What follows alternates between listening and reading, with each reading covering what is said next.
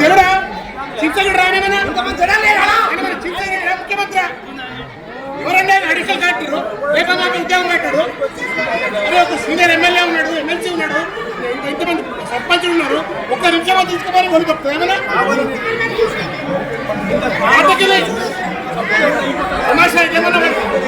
Restlessness create చేయాలా, violence చేయాలా, కేసులు పెట్టాలని చూస్తున్నారు మీరు.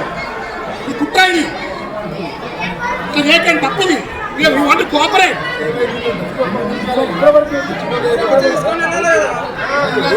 మీకు లా అండ్ ఆర్డర్ రవి గారు లా అండ్ ఆర్డర్ చేయి దాటి కొత్త వాళ్ళని గట్టిగా అజమాయి చేసే హక్కు ఉంటుంది మీకు కూడా. పులేమో ఏం పద్ధతి అందరూ ఆడవాళ్ళు లోపల రమ్మని ఎవరన్నా కళ్ళ పడతారు ఏమైతే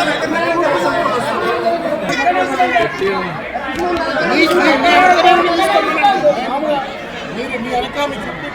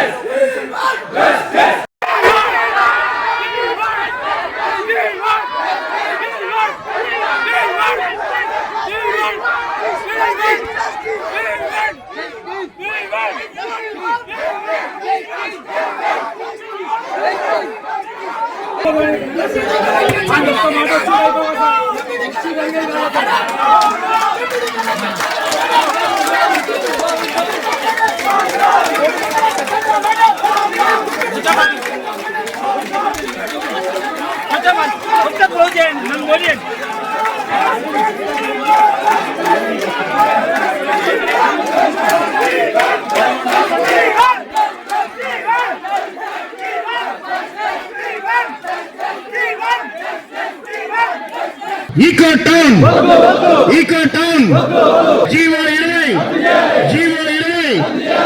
బండరావిరాల 268 సర్వే నెంబర్లో ఉన్న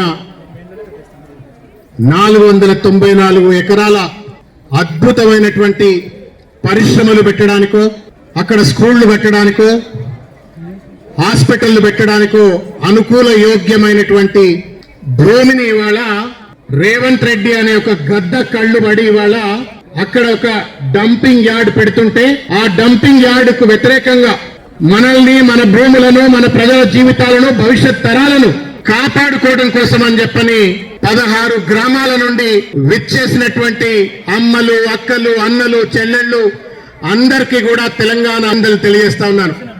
వారికి నాయకత్వం వహిస్తున్నటువంటి ఒక పెద్దలు ఇప్పటిదాకా అద్భుతంగా మనందరికీ కూడా భవిష్యత్ ఉద్యమ కార్యాచరణను నిర్దేశించినటువంటి ఒక గౌరవనీయులు మంచిరెడ్డి కిషన్, అదేవిధంగా పార్లమెంటుకు, భువనగిరి పార్లమెంటుకు సభ్యులుగా పోటీ చేసినటువంటి క్యామా మల్లేష్ గారు, అదేవిధంగా మనందరినీ ఉద్దేశించి ప్రసంగాలు చేసినటువంటి విజయ్ గారు, జంగయ్య గారు, ధనలక్ష్మి గారు, దానయ్య గారు, ఇంకా అనేక ఈ గ్రామాల నుండి వచ్చినటువంటి ఒక కిషన్ గారు, అనేక సర్పంచులు, ఉప సర్పంచులు, వార్డు మెంబర్లు, నాయకులు, అమ్మలు, అక్కలు అందరికి కూడా పేరు పేరున నమస్కారం తెలియజేస్తా ఉన్నాను. ఇది ఒక బాధాకరమైన సంఘటన. 2023 ఎన్నికల్లో అనేక వాగ్దానాలు చేసి ప్రభుత్వం అధికారంలోకి వచ్చింది. మేము ప్రజా పాలన చేస్తాం, పారదర్శకమైన పాలన చేస్తాం, ప్రజలు బాగుపడేటువంటి ఒక పాలన చేస్తామని చెప్పానంటే ప్రజలు నమ్మి ఓట్లేసినాం. ఆ ఓట్లేసినలా మనం కూడా ఉన్నాం. అందుకే ఇబ్రాహీంపట్నం శాసనసభ్యుడు, భువనగిరి శాసనసభ్యుడు ఇలా కాంగ్రెస్ పార్టీకి సంబంధించిన ఉన్నారు. తెలుగులో సామెత ఉంటుంది, తాడేలరా అని చెప్పని మెడకేసుకుంటే పామై గడిచిందట అని చెప్పని. రేవంత్ రెడ్డిని కానీ, లేకపోతే ఆయన పేరు అనిల్, భువనగిరి ఎమ్మెల్యే అనిల్ కానీ, ఈ ఇబ్రాహీంపట్నం ఎమ్మెల్యే మల్రెడ్డి రంగారెడ్డి కానీ వీళ్ళు తాడులే కదా, ప్రజాపాలన ఇస్తారు కదా, ఇచ్చిన వాగ్దానాలను అమలు చేస్తారు కదా అని చెప్పని మనం మెడలేసుకున్నాం. ఆ మెడలేసుకున్న పాపానికి ఇవాళ మనని పావులు లెక్క ఇవాళ కుడుతున్నారు, కరుస్తున్నారు, సంపాలనే ఒక ప్రయత్నం చేస్తా ఉన్నారు. తుక్లక్ చర్య ఇది. ఇవాళ పెద్దన్న ఒక మాట చెప్పండి, కిషన్ అన్న, మీరు బస్సులు కట్టుకొని జవహర్ నగర్ డంప్ యార్డ్కి పోండి అని చెప్పనన్నారు. నేను నిజంగా విజ్ఞప్తి చేస్తా ఉన్నా, మళ్ళొక్కసారి చెప్తా ఉన్నా, ఈ అమ్మలను, అక్కలను, అన్నలను, ఈ సర్పంచ్లంతా కలిసి అన్న కావాలంటే ఆ బస్సులోకి ఇస్తే ఏదో అరేంజ్ చేస్తాడు, కానీ మీరు ఆ బస్సులో ఒక్కసారి ఆ డంప్ యార్డ్ పోయి చూసిరండి. ఆ డంప్ యార్డ్ దగ్గర ఉన్న ప్రజల పరిస్థితి ఎంత దుర్భరము అంటే, మంచిగా లవంగాలు, ఇలాచి, దాల్చిన చెక్క అంతా వేసుకొని మంచిగా కిలో మాంసమో కోడికూర తెచ్చుకొని మనం మంచి బిర్యానీ వండుకొని తిన్నామంటే ఆ చుట్టుపక్కల ఉన్న ఇళ్లలో వాళ్ళకు మసాలా బిర్యానీ వాసన రాదు, పైఖానా వాసన వస్తుంది. ఇంత దుర్భరం. పొద్దుగాల లేస్తే పైఖానా వాసన, నిలబడితే పైఖానా వాసన, పండుకుంటే పైఖానా వాసన, మొత్తం ముక్కులకెళ్ళి రక్తం గారుతుందా అన్నటువంటి ఒక దుర్గంధం ఇవాళ మొత్తం జవహర్ నగర్ డంప్ యార్డ్ లో ఉంది. అక్కడున్న ప్రజలందరూ ఇవాళ పెద్ద ఎత్తున పోరాటం చేస్తా ఉన్నారు. దున్నపోతు మీద నీళ్లు పడ్డట్టు వ్యవహరిస్తున్న రేవంత్ రెడ్డి ప్రభుత్వాన్ని ముళ్ళుగర్ర పెట్టి వాళ్ళ మేడ్చల్ ప్రజలు అడుగుతా ఉన్నారు. బుద్ధి జ్ఞానం ఉన్నట్టయితే ఈ డంప్ యార్డ్ షిఫ్ట్ చేస్తా అన్నావు కదా రేవంత్ రెడ్డి, 23 అధికారంకి వచ్చినప్పుడు ఎందుకు చేస్తలేవని చెప్పని అక్కడ ఉద్యమిస్తుంటే సిగ్గు ఎగ్గున్నాడు ఏం చేయాలా, దాన్ని షిఫ్ట్ చేస్తలేడు. మళ్ళా కొత్త డంప్ యార్డ్ అని చెప్పని ఇక్కడ పచ్చగా ఉన్నటువంటి ఒక భూములలో పచ్చగా జీవితం అనుభవిస్తున్నటువంటి ఒక ప్రజలను చూసి కళ్ళల్లో నిప్పులు పోసుకుంటే ఇవాళ ఇక్కడ డంప్ యార్డింగ్ పెడతా అని చెప్పని ప్రయత్నం చేస్తే ఇంతకంటే మూర్ఖత్వం ఉందా చెప్పండి? ఇంతకంటే అమానం ఏమేమైనా ఉందా, రాక్షసత్వం ఏమైనా ఉందా చెప్పండి? తలపైకాలైనాడు రేవంత్ రెడ్డి, తుగ్లక్ రేవంత్ రెడ్డి.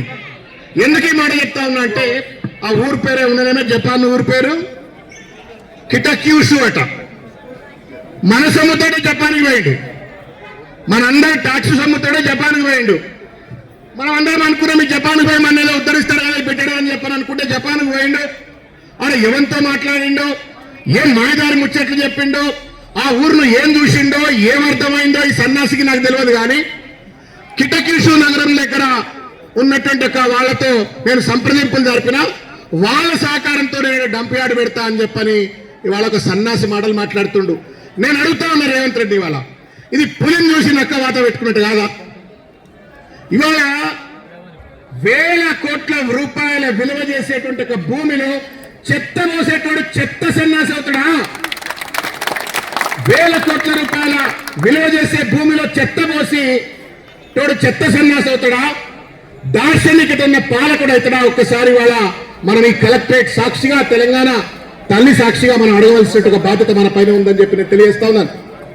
పచ్చగా బతుకుతున్నటువంటి ఒక 16 గ్రామాల ప్రజలు వాళ్ళ పచ్చదనం చూసి, సంతోషం చూసి కళ్ళల్లో నిప్పులు పోసుకుంటే మనిషి అవుతాడా, రాక్షసుడు అవుతాడా రేవంత్ రెడ్డి ప్రభుత్వాన్ని మనం నిలదీయవలసిన అవసరం ఉంది. అలా ఇంతకుముందు అన్న చెప్పిండు, మనం ఇక్కడికి వచ్చినప్పుడు మనం జరగబోయేటువంటి ఒక విపత్కరాన్ని మనం అర్థం చేసుకోలేకపోవచ్చు.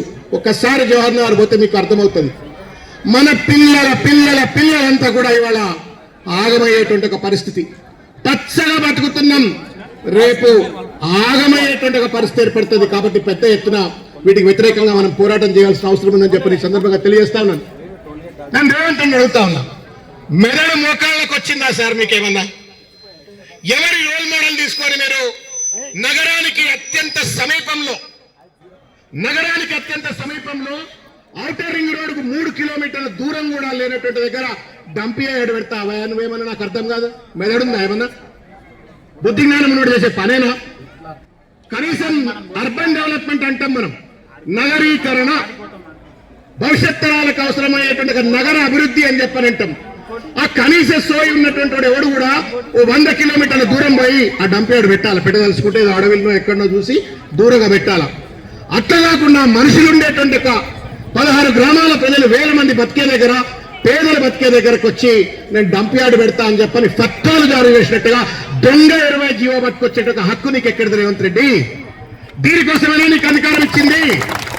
నేను అడుగుతా ఉన్నా రేవంత్ రెడ్డిని, అలా నేను అడుగుతా ఉన్నా మల్లెడి రంగారెడ్డిని, నేను అడుగుతా ఉన్న కుంభం అనిల్ రెడ్డిని, మీరు వచ్చి ఆ చెత్త యార్డ్ పక్కన ఇల్లు కట్టుకుంటారా? నేను పేదలం కాబట్టి, అట్టడుగు వర్గాలం కాబట్టి, మమ్మల్ని అడిగేటోడు ఎవడలేడు కాబట్టి, మాకు అండగా ఎవరుండరు కాబట్టి నువ్వు వచ్చి చెత్త పోస్తా ఉన్నావు నా ఇంటి పక్కన, నా ఊరు పక్కన. రారాబాయ్, నీకు దమ్ముంటే వచ్చి ఇల్లు కట్టుకోరాబాయ్ అక్కడ. మీరు కూడా మేము వాసన నిలిచాలంటున్నారు కదా మీరు. నేను చెత్తలు బతకాలంటున్నారు కదా మీరు. మా పిల్లలు బిర్యానీ అంటే కూడా చెత్త వాసన చూడాలంటున్నారు కదా, మీరు కూడా రారి, మాతో పాటు గుడిసిస్తాం, రారి, ఇల్లు కట్టిస్తాం, రారి, ఉండ్రి మరి. మీరుంటే మేము కూడా ఉంటాం, మీరుండకపోతే మిమ్మల్ని కూడా ఇక్కడ తమ్మి కొడుతున్నాం. ఎక్కడ న్యాయమైతుంది? చట్టం ఉంటుంది. రేవంత్ రెడ్డి ఆయనకైనా హిట్లర్ అని చెప్పుకున్నాడు, నిజంగానే హిట్లర్ పరిపాలన. ఇటువంటి ఒక కీలకమైన నిర్ణయం తీసుకుంటే అమ్మా చట్టం ఏం చెప్తుంది అంటే, అన్న చెప్పింది ఇంతకుముందు కిషన్ అన్న, గ్రామ సభలు పెట్టాలా, ఎవడబ్బా జాగీరు కాదు. గ్రామ సభ ఒప్పుకుంటేనే అక్కడ డంపింగ్ యార్డ్ వస్తుంది. కానీ గ్రామ సభ పెట్టకుండా జీవో ఎట్లా పట్టుకొస్తారు సన్నాసులు? ఎందుకు స్థానిక శాసనసభ్యుడు అడగడు? ఎందుకు భువనగిరి ఎమ్మెల్యే అడగడు? ఎందుకు పార్లమెంట్ సభ్యుడు అడగడు? అంటే బానిస, ఒక బానిస అని చెప్పని వాళ్ళ రేవంత్ రెడ్డికి బానిసగిరి చేస్తూ రియల్ ఎస్టేట్ దందాలకు పాల్పడతా ఉన్నారు ఇవాళ ఈ శాసనసభ్యులు. పర్యావరణ అధ్యయనం అని అంటాం, ఎన్వైరన్మెంటల్ ఇంపాక్ట్ అసెస్మెంట్ అంటాం. అంటే ఒకవేళ ఈ చెత్త డంపింగ్ యార్డ్ పెట్టే పరిస్థితి ఏర్పడేటైతే వచ్చేటువంటి ఒక పర్యావరణ విపత్కర పరిస్థితుల పైన ఒక సాంకేతిక అధ్యయనం చేయాలా. మా పిల్లలు ఎట్లుంటారు, జ్వరాలు వస్తాయా, మంచి అవుతుందా, చెడవుతుందా, వాసన వస్తుందా, ఇవన్నిటిపైన కూడా ఒక అధ్యయనం చేసిన తర్వాత, అవన్నీ గ్రామ సభల్లో చర్చించిన తర్వాత, సర్పంచులతో మాట్లాడినాక, ఉప సర్పంచులతో మాట్లాడినాక గ్రామంలో తీర్మానం అయితే మాత్రమే ఇది రావాలా.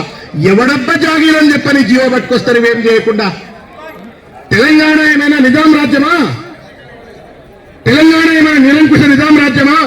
మనం ఓట్లేస్తే గద్దెనెక్కినటువంటి ఒక ప్రజాస్వామిక రాజ్యమా అని చెప్పని వాళ్ళు అడుగుతా ఉన్నాం. వాళ్ళ చివరికి ఒక మాట నేను చెప్పదలుచుకున్నా. ఛత్తీస్గఢ్, బాంబే, ఇంకా కొన్ని ప్రాంతాల్లో రేవంత్ రెడ్డి నాలను, కొన్ని ప్రాంతాలలో ఉన్న డంప్ యార్డ్లను క్లీన్ చేయడం కోసమని అనేక రీసైక్లింగ్ కంపెనీలు పెట్టి పార్కులు కట్టిండ్రు. ఈ దుర్మార్గులేమో, ఈ దరిద్రులేమో ఉన్నటువంటి ఒక ఖాళీ భూమిలో చెత్త పోసి జీవితాలను ఛిద్రం చేయాలని ప్రయత్నం చేస్తా ఉన్నారు. ఇటువంటి వాళ్ళకు ఒకటే ఒక జవాబు, మనిషికో మాట. ఏంటి మనిషికో మాట? మనిషికో మాట. ఇది గొడ్డు కంటే హీనమైతే కర్రు కాల్చి వాత పెట్టాలా? గొడ్డు కంటే హీనంగా వ్యవహరిస్తున్నటువంటి ఒక రేవంత్ రెడ్డి ప్రభుత్వానికి, ఎమ్మెల్యేలకు, ఎంపీలకు కర్రు కాల్చి వాత పెట్టాలా? ఆ వాత పెట్టడంలో భాగంగా రంగారెడ్డి కలెక్టరేట్ లకు దూసుకొచ్చినటువంటి ఒక రాణి రుద్రమని లెక్కున్నారు, మీరు భగత్ సింగ్ లెక్కున్నారు. తెలంగాణ ఉద్యమకారంలో జరిగినటువంటి ఒక విరోచితమైన పోరాటం ఇవాళ మా కిషన్ అన్న నేతృత్వంలో ఇంకా చాలా మంది బయట ఉన్నారు, దూసుకొని వచ్చిండ్రు. మీ అందరికీ కూడా నేను శిరస్సు వంచి నమస్కారం చేస్తా ఉన్నాను. మీ పోరాటం మొత్తం తెలంగాణకు దార్శనికంగా నిలవబోతా ఉంది. నేను చూసినాం మన ఇదే కలెక్టరేట్ లో నాగర్గూడ్ భూములను దెబ్బకోబోతా ఉన్నారు. ఎక్కడికక్కడ పేదవాళ్ల భూములను గుంజుకుంటా ఉన్నారు, ప్రభుత్వ భూములను వేలం వేస్తా ఉన్నారు. దొడ్డిదారిన అడ్డమైన జీవోలు పట్టుకొచ్చి ఒక దుర్మార్గమైన నిరంకుశమైన పాలన కొనసాగిస్తున్న రేవంత్ రెడ్డికి కాలం చెల్లే రోజులు వచ్చినాయి. ఈ ప్రభుత్వానికి కాలం చెల్లే రోజులు వచ్చిన విషయాన్ని గుర్తు చేస్తా ఉన్నాను. సిగ్గులేదు. నిన్న ఇక్కడ అంటా ఉన్నాడు, మూసీనట, మీరు కూడా వింటారు టీవీలలో, యూట్యూబ్ లో, నల్లగొండలో మాట్లాడుతూ సిగ్గు ఎక్కులేనాడు. ఎవరు ఆత్మహత్య చేసుకున్నా, ఎవరెడ్డొచ్చినా తొక్కుకుంటే నేను మూసిని బాగు చేస్తా అని చెప్పానంటాడు. మరి అది ఏందో, ఆయన ఎంత పొడుగుండో, ఎంతమంది దొక్కుతాడో ఎవరికి అర్థం కాదు, కానీ తొక్కుకుంటూ వస్తా అన్నాడు.